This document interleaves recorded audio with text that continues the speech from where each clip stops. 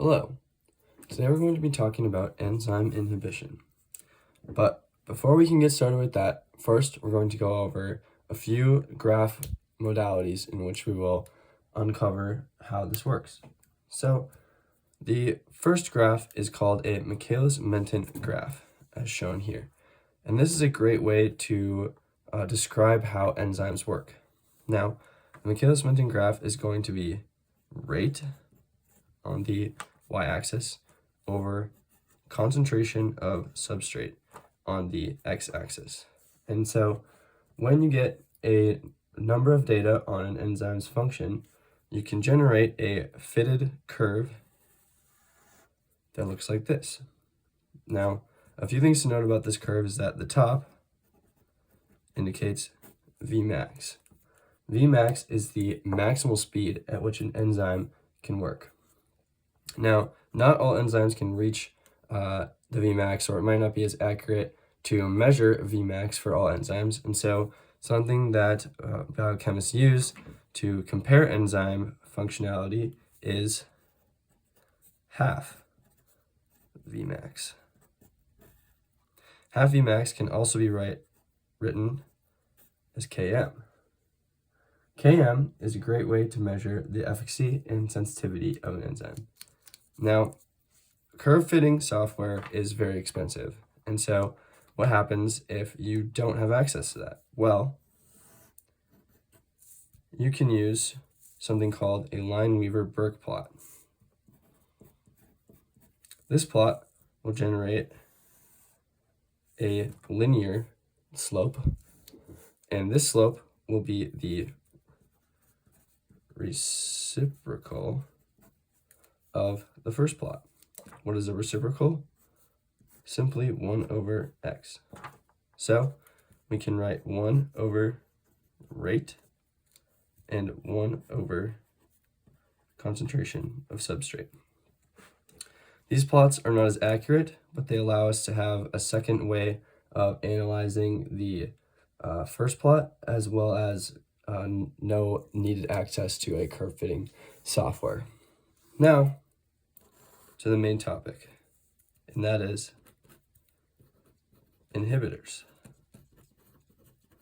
Enzymes up here are working accurately and properly, but what happens when we add something that blocks it?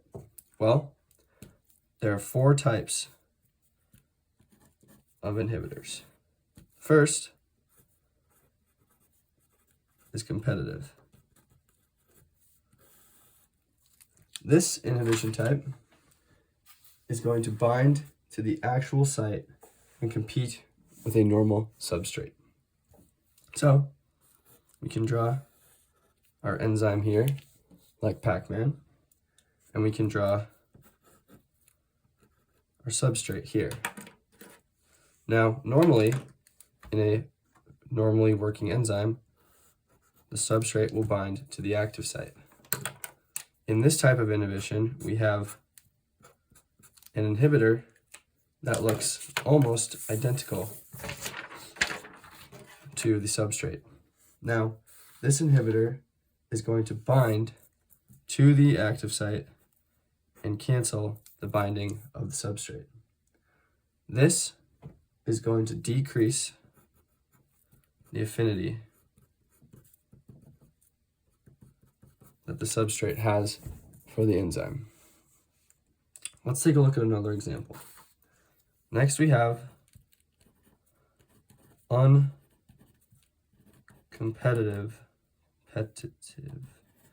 spelling inhibition. Uncompetitive inhibition is going to bind to the ES only. Now, what does that mean? That means the substrate is binding just fine. Now, the inhibitor is going to bind outside of the active site.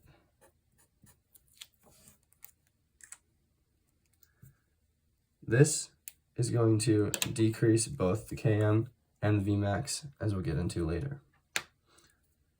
Now, the next type of inhibition that we want to look at is non competitive inhibition. What happens in this one? In this type, we have an enzyme binding to a non-active site. Now, something I want to go back and explain is that the ES is the enzyme plus substrate, meaning the inhibitor can only bind when the substrate is bound to the enzyme. ES, meaning that. Now, non-competitive is going to bind to a non-active site, meaning the substrate can bind there, but when an inhibitor binds to a non-active site, it's going to allosterically change or cover up the entrance to the active site, meaning the substrate will not bind. This has no impact on Km, but is going to decrease the Vmax. Finally, we have mixed inhibition. And this is actually one of the more common types of inhibition found naturally and experimentally, because as we see a lot in biology and chemistry, usually one rule is not constant to a certain subject. So this is actually going to be the most common, and it's actually a mix of the last two that we've talked about. So mixed inhibition binds to both the enzyme and the enzyme substrate complex.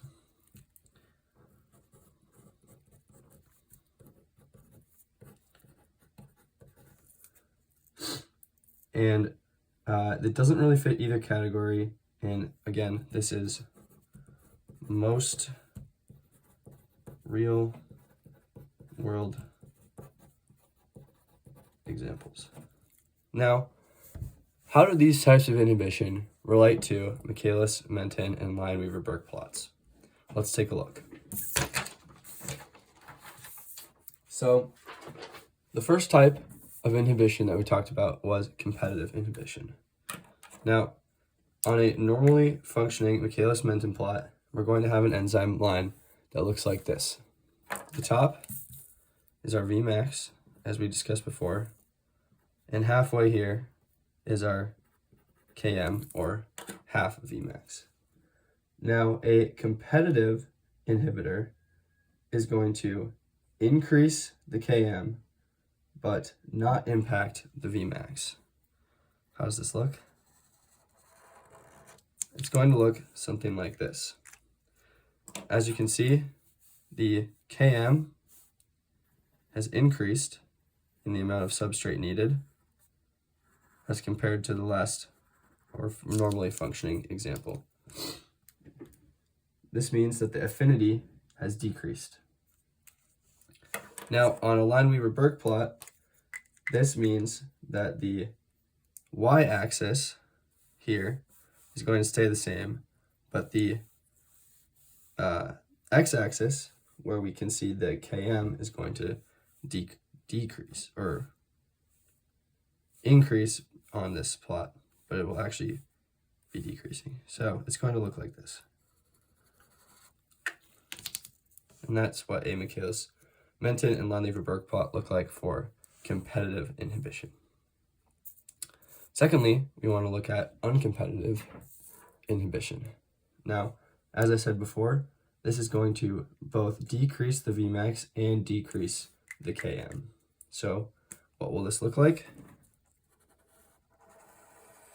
Something like that. As you can see, we have decreased the Vmax and decreased the Km. Now, again, on a Lineweaver-Burke plot, this is going to look a little bit different than competitive, and it's going to be looking like this.